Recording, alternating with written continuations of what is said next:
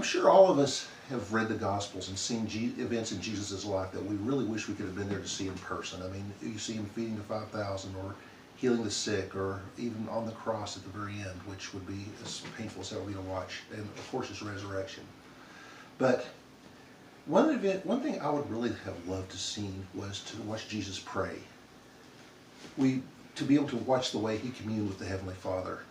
One of my pastors, Mark Medley, who I'll give a shout out to, hey Mark, was teaching about this not long ago, and he gave a partial but detailed list of some of the prayers recorded by Jesus in the Gospels.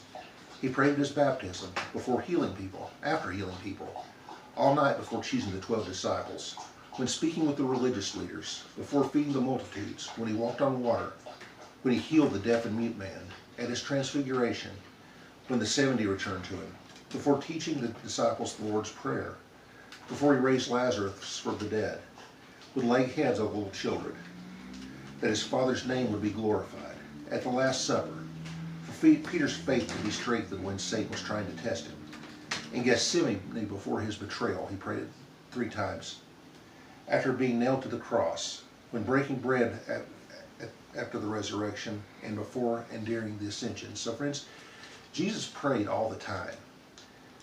In the last couple of times together, we've looked at some miraculous events that really took Jesus to a new level of influence. They culminated in a huge healing service right out of the street outside of Peter's home.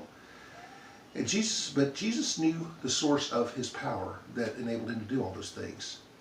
He finished that busy day of ministry, got a few hours of sleep, but still got up way before daylight, and he walked out into that street which just a few hours before had seen that wonderful manifestation of God's glory on such a grand scale. But then he takes a detour into a deserted place, and there he prays.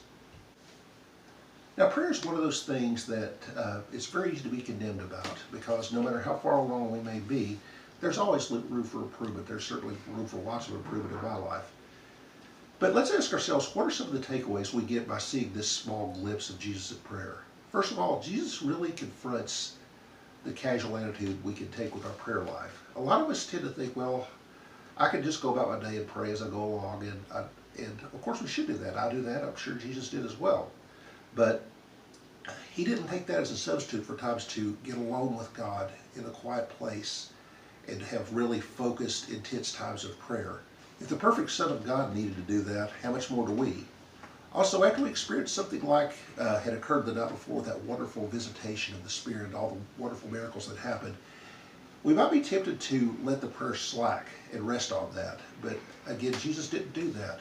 Rather, he used that to press in to the Father's presence all the more.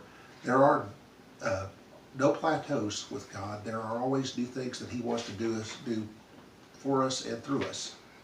So again, my purpose here is not to condemn anyone. It's simply to challenge all of you as well as myself to learn from Jesus' example and understand that deep and rich communion with the Father in prayer is the key to everything else in our walk with God.